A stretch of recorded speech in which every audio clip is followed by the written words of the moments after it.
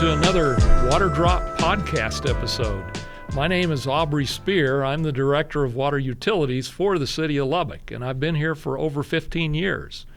And today we're going to talk a little bit about something hopefully you're very interested in, and that's how to save you money on your water bill so that you can, but at the same time, you can also save water by how you're irrigating and optimizing your irrigation practices. And we have with us today Raquel Mullen, who's our Water Conservation Coordinator. Tell us a little bit about yourself. I'm Raquel Mullen. Thanks for having me, Aubrey. I work for the Public Water Utilities, and I've been with the city for almost 12 years. Okay, very good. Well, it is a hot, dry summer, and for our audience, I know that I don't have to tell them that because they've experienced it, and it's many of our citizens have told us, man, it's so hard to keep our yards green and looking nice. So perhaps today we can talk a little bit about that. And I guess maybe the first thing would be, what's the number one practice that we can engage in that would help us with our irrigation and using the water optimally? The best way to start is purchasing the right planting material for our semi-arid region here. So great grasses are Bermuda, Zoya, and buffalo grass. They can take the heat. They're drought tolerant. They will bounce back, so they will turn a little bit yellow. They are feeling the stress, like we all are, but they do bounce back. People can still get some great colors if they're wanting some different planting material as well for their green spaces, like planting material for perennials or annuals. There are some great drought tolerant plants as well, Aubrey. We do offer a short list. It's not extensive, but if they go to our water webpage and our outreach tab, they will see our smartscape plants as well as trees that are great for this type of climate that we're in. So they could do that by going to www.mylubbock.us and go to the water department. Correct. Okay, very good. Well, so we have a lot of people that ask, well, how much water should I put on my yard, and how do I know, since the city recommends 1.5 inches during the summer, how do I know I've put 1.5 inches of water each week on my yard? A great way is if you've got some tuna cans at home is make sure once you're done, save that tuna can, place them out in your yard.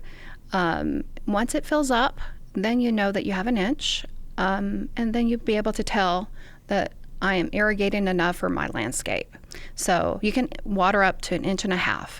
Another thing is the water department does provide also output sprinklers. So if you don't want to use a tuna can method, we also do provide some output sprinklers, and you can email us at watereducation@mylubbock.us. Okay, very, very good. Mm-hmm. That's great to know.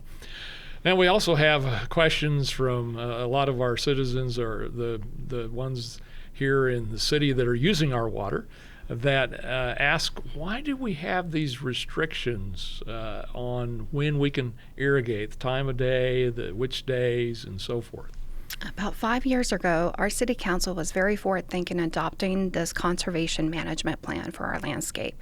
And it really is a great guide. It does help the customer to optimize their water usage for the irrigation. So you're going to see green on your grass, but you're also going to save some green in your pocketbook. Okay, very, very good.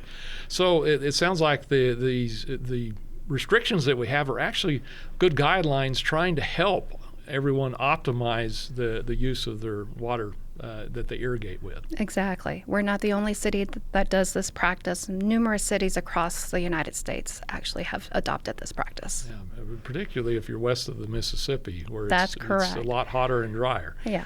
So, very good.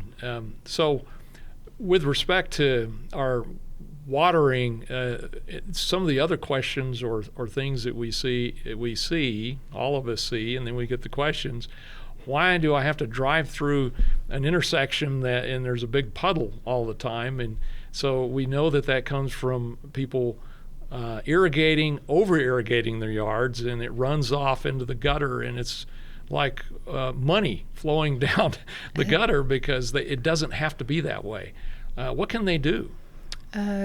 what we encourage, and it's a good practice, it's not only just to help you in the pocketbook, but it really helps in your landscape when you do the cycle soak. So if you're going to run times for 15 minutes as your total time, you want to break that up into 5 minutes of watering, and then do a second round of 5 minutes and a third round. And what is that doing? That water is actually soaking down to the soil and helping that root development, and it's going to be stronger roots that can actually take the heat better because you're developing those stronger roots.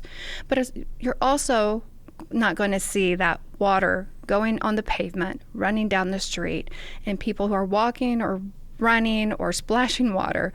You're going to reap benefits by doing the cyclo-soak method. Very good. I know I implemented it at my house several years ago, and it works great. I don't hardly get anything even on the sidewalk because running it 5 minutes and running it through all the different zones and then coming back and doing another 5 minutes works very well. So definitely a great recommendation. Mm-hmm. Well, what about someone who just built a new house? Because we've got a lot of houses being built, and they need to get that sod established, but we have these restrictions in place. They can definitely water their new sod to up to 3 weeks. That is allowed. However, you do have to file a variance with the water utilities to let us know that you're going to do so. You can find our water variance form on our webpage. If you go to the tab at our water department for irrigation, you're going to see our variance form at the bottom. It's only one page. You just fill that in. You're just informing us that you are going to be watering for 3 weeks. Yes, and in that way you can get that new sod established and not let your yard die. Correct. And we don't want yards dying. We don't want that for them. No, we don't. Well, very good. Well, it's been really great conversing about some of the things that our citizens can do. Thank you for sharing it with us. And we appreciate each of you being here today, too, because you're what has made Lubbock's water conservation work. And these principles, if you'll apply them, will help you to save money in your pocketbook. The city of Lubbock has also knows that if you conserve, like we've been conserving, we'll save you even more money in your pocketbook in the future because we won't have to go find and build new water supply projects near as soon.